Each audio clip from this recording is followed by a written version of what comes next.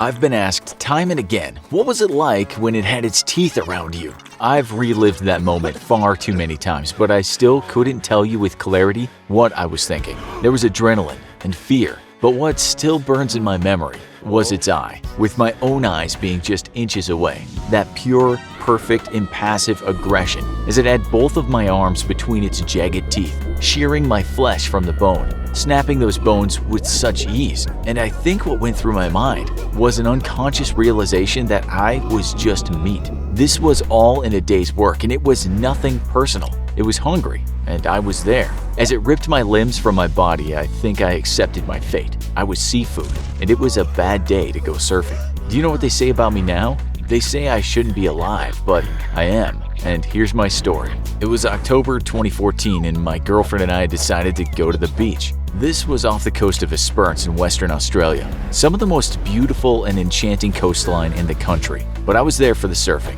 not so much the views. You could say surfing was my life. It was what I was put here to do. Morning, afternoon, day in, day out, that's what I did when I wasn't working. I never thought about the dangers. If you did, you'd never get in the water. Statistically, there is little chance you'll get seriously injured surfing, never mind die. I knew it happened to some people. I knew people had lost their lives to sharks, lost limbs, had their stomachs ripped open, but I never thought it would happen to me.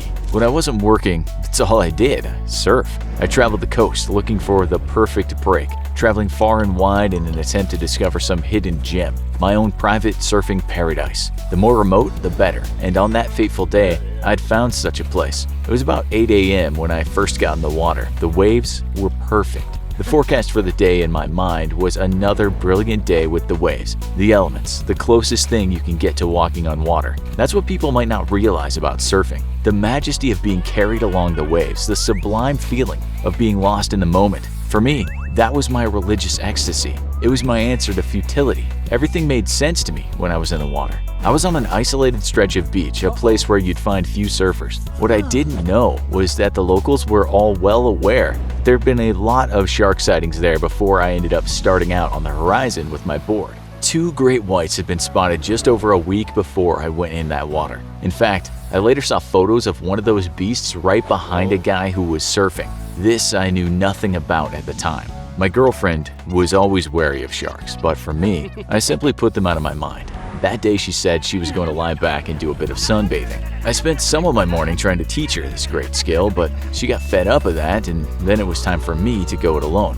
The conditions were right for a shark attack. A large swell and poor visibility in the water, but as I said, I never worried about such things. I paddled out, away from my girl, someone who would never see me completely whole again. The sun shone down on her as I paddled further away into the water, the waves eclipsing my body. Now a soundless image to my lover. There I was, pretty much isolated, ready to take on the surf. And then it struck, like being hit by a vehicle, slammed by a submarine. Immediately I felt something snap, as if whatever hit me had dislocated my knee. When that happens, you need to think rationally, but in the panic, the pain, the shock, it overrides reason. That's when I saw the thing, a great white shark, and it wasn't done with me in the slightest. I tried to paddle, but not to splash around too much. What I didn't know is that the pain I felt wasn't a break or a dislocation from an impact, it was a bite. That beast had bitten right into both my legs just below the knee. I would have already been gushing blood, but my only concern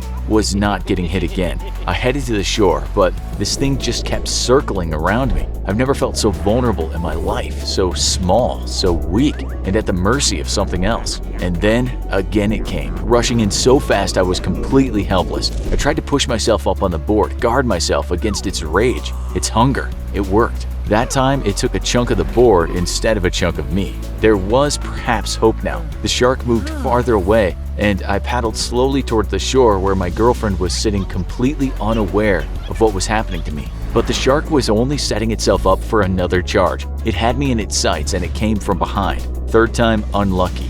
I tried to do the same and flip myself around and defend myself with the board. It was too fast, too strong, and this time it emerged from the water, and those teeth, those eyes, were right on me. It grabbed me in its mouth and swung me to the side, and that's when my eyes met its eye. Something I will never be able to delete from my memory. Looking into that polished orb, the darkest and blackest thing I've ever looked into. A glaring stare, cruel and cold, and perfectly natural. To this day, I can't even think of that sight without shivering at the horror of what I saw. I remember vividly how the shutter of its eye closed as it bit down on me. This is my recurring, real-life nightmare, and I play it out a lot even now.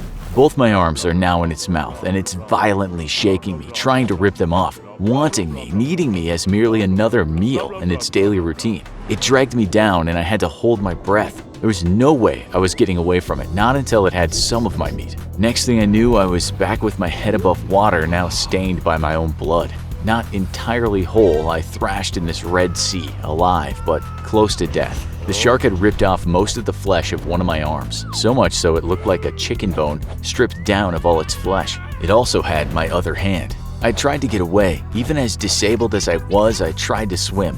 The irony of it all is that if it hadn't taken those limbs as a snack, it would have likely kept me under the water and drowned me. I lost some pieces, but that saved me in the end. I tried to paddle again toward the beach, in shock, but intent to survive this ordeal. My surfboard was gone, floating further out to sea. And then bang, I'm hit again, but not by the same shark. There are two of them now, and all I can do is kick my legs. I saw one of the sharks heading in for another attack, but then Mother Nature literally got my back. A wave broke behind me, and I could just about body surf it and get away from the sharks. And then another wave came and I rode that too. About this time, my girlfriend saw me riding that wave. She stood up, and when I couldn't stand myself, she witnessed my lopsided, mangled body, dripping blood, shredded. I got lucky again because 2 cars of people arrived at this isolated bit of beach. Some people in those families had first aid training, which was another stroke of luck. The authorities were called. "We've got a shark attack here. Come immediately." I was still trying to get through the shallows to the beach, and then a couple of guys from those families came out to get me. I was at that point on my back, eyes closed, close to death. I remember them grabbing me and pulling me back to the beach. They pulled me partly by my torso, having lost one arm and some of the other. After they got me to the beach, they surveyed my injuries. Both my legs and both my arms had to be tied with a tourniquet, or else I would have bled out. I was actually conscious of all of this going on. I even said to my girlfriend, "I don't think Mom is going to be happy about this." My attempt, I guess, at very dark humor. I told her I loved her because I was aware I might not ever see her again. I survived only because of those people on the beach who made sure I didn't bleed out. I survived because waves broke and carried me away from those animals. I survived out of love for my girlfriend, for my family. I also survived because at the beach, those people had made a makeshift stretcher out of a surfboard. It was hard to breathe. I was fighting for my life, and part of me thought this could be it, the end. The medics found me, conscious and talking. I said to the guy, "Please just stop this pain."